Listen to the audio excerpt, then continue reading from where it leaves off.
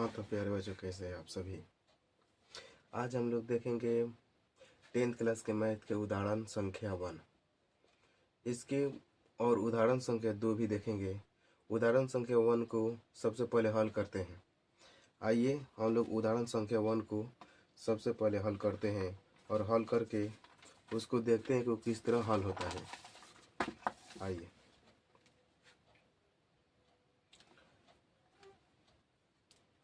उदाहरण संख्या 1 में दिया है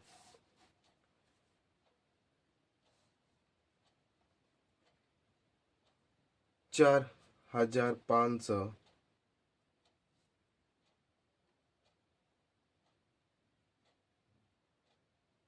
4,052 और 12,576 का HCF यूक्लिड विभाजन एल्गोरिथ्म का प्रयोग करके यूक्लिड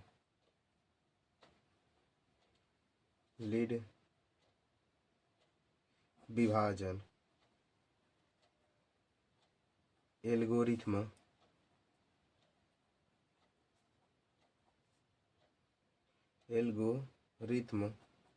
का प्रयोग करके योग करके ज्ञात करें ज्ञात करें। आइए हम लोग देखते हैं कि इसका एचसीएफ किस तरह निकाला जाता है। देखिए 12,576 4,052 से बड़ा है कि नहीं, तो ये रहेगा 12,576 बड़ा है तेरा 4,052 से बड़ा है। आइए इसे हल करते हैं। इसके यूक्लिड विभाजन प्रमेय द्वारा हल करते हैं। यूक्लिड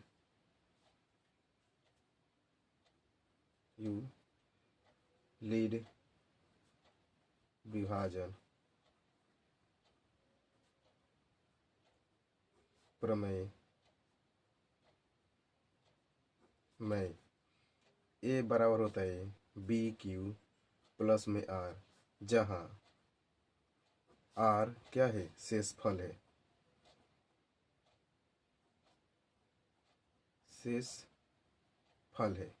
जहां R क्या है, शेषफल है।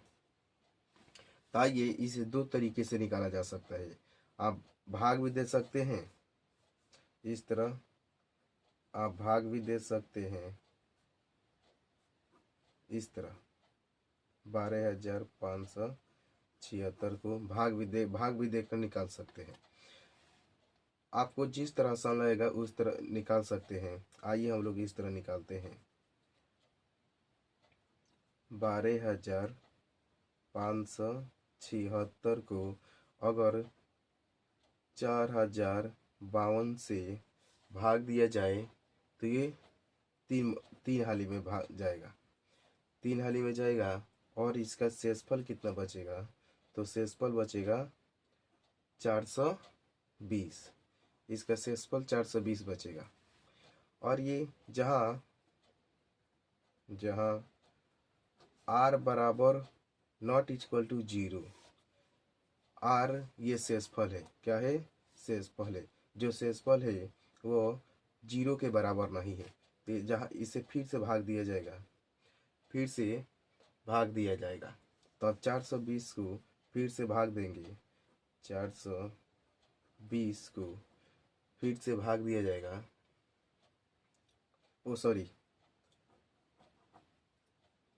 4,052 को फिर से भाग दिया जाएगा, 4,052 को फिर से भाग दिया जाएगा। तो ये 420 गुणे 9 बार में चला जाएगा। अगर 9 बार में चला जाएगा तो ये शेषफल इसका कितना बचेगा, तो इसका शेषफल 272 बचेगा। इसका शेषफल 272 बचेगा, जहाँ ये r बराबर नॉट इक्वल टू 0। आर बराबर 0 नहीं है। आइए इसे फिर से देखते हैं। अब आइए 420 को हल करते हैं। 420 भागा 420 बराबर 272। 272 से अगर गुणा करेंगे तो ये एक बार में जाएगा और इसका शेषफल कितना बचेगा? शेषफल 148 बचेगा। कितना बचेगा? शेषफल 148 बचेगा, जहाँ ये नहीं बराबर है 0 के। शेषफल 148 है जो 0 के बराबर नहीं है, 0 से बड़ा है। आइए आगे चलते हैं। अब 272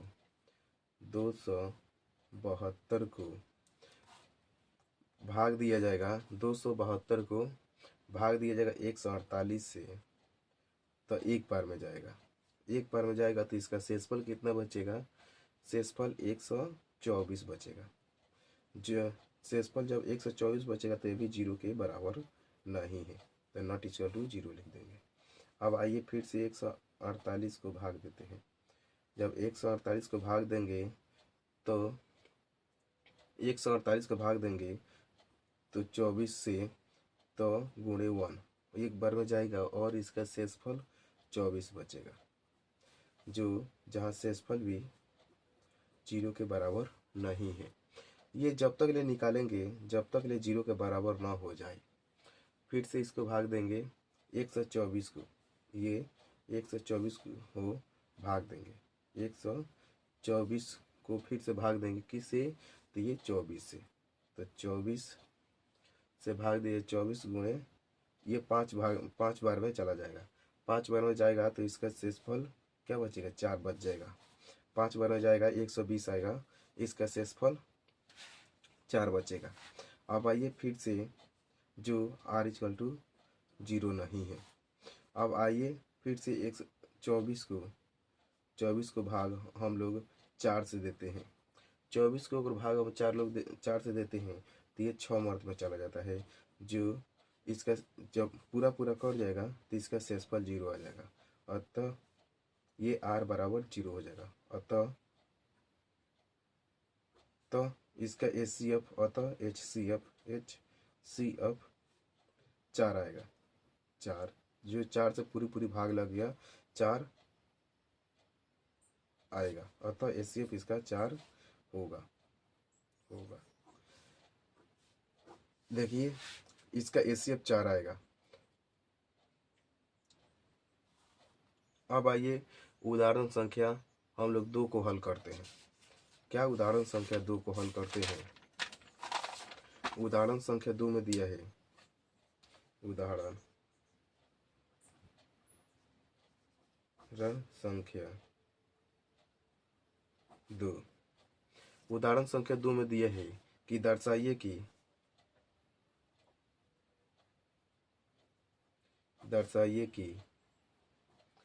प्रत्येक धनात्मक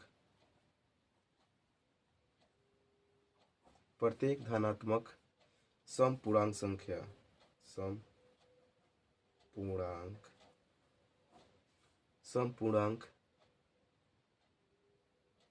संपूर्णांक 2q के रूप में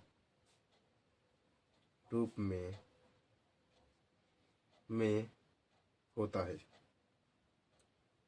है। ये अपने से लिख रहे हैं, देख लीजिएगा लो किताब में आप लोग। सेम इसी तरह लिखा है, तथा प्रत्येक धनात्मक विषम पूर्णांक धनात्मक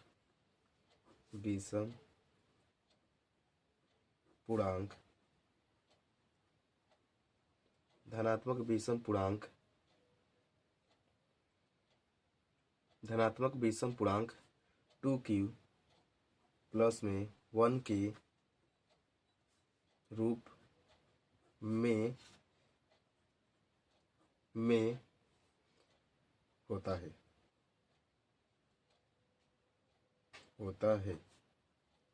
जहाँ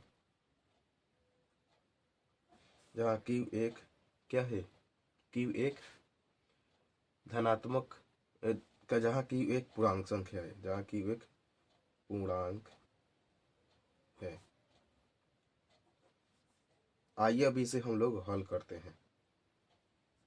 ये जानते हैं सम संख्या क्या होता है, धनात्मक सम संख्या, धनात्मक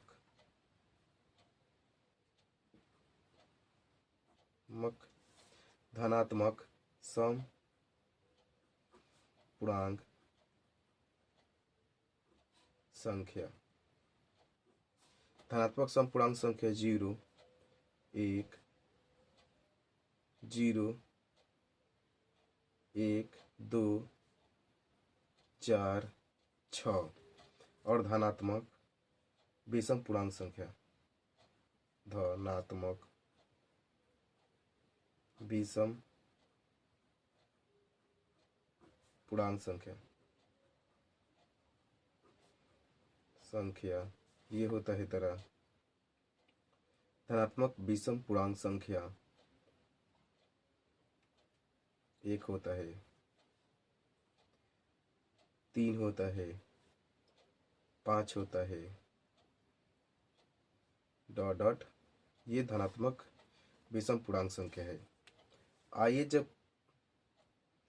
q की जगह पर ये क्या बोला है, धनात्मक सम पूर्णांक संख्या 2q के रूप में होता है, धनात्मक सम पूर्णांक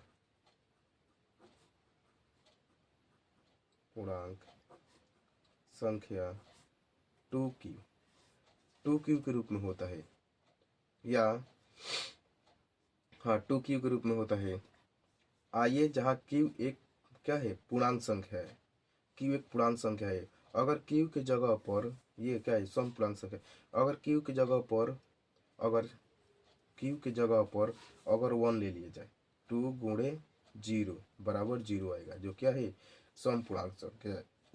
अगर 2 गुणे q की जगह पर अगर 1 लिया जाएगा तो 2 आएगा, 2 क्या है, सम पूर्णांक संख्या है। अगर 2 की जगह पर 2 लिया जाएगा तो 4 हो जाएगा, तो 4 का एक सम पूर्णांक संख्या है। इसी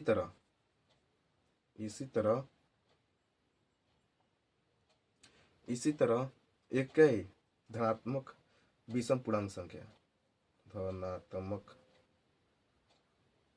विषम पूर्णांक संख्या है, धनात्मक विषम पूर्णांक संख्या है। धनात्मक विषम पूर्णांक संख्या है जो यूक्लिड विभाजन प्रमेय के द्वारा ये हल होता है। अब आइए, ये बोला है 2q प्लस 1, 2q प्लस 1 के रूप में होता है। अब आइए q की जगह पर 2q प्लस में 1, अगर q की जगह पर अगर 1 लिया जाए, 2 गुणे 1 प्लस में 1 बराबर कितना होगा, तो 3 होगा, जहाँ 3 क्या है, 3 एक धनात्मक पूर्णांक संख्या है। आइए हम लोग देखते हैं आगे, अगर 2 q की जगह पर अगर 5 लिया जाए प्लस में 1 बराबर 11 होता है, जो 11 क्या है, उसमें 11 क्या होगा, 11 धनात्मक विषम पूर्णांक संख्या होगा। अतः हम कह सकते हैं, आइए अतः हम कह सकते हैं,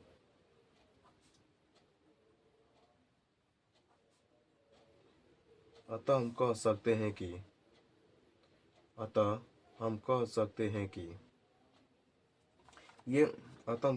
हैं कि सम पूर्णांक संख्या, धनात्मक सम पूर्णांक संख्या, धनात्मक सम पूर्णांक संख्या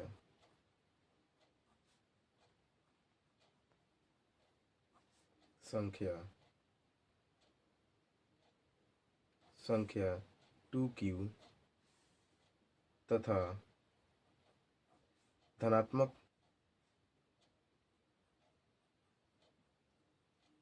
विषम पूर्णांक संख्या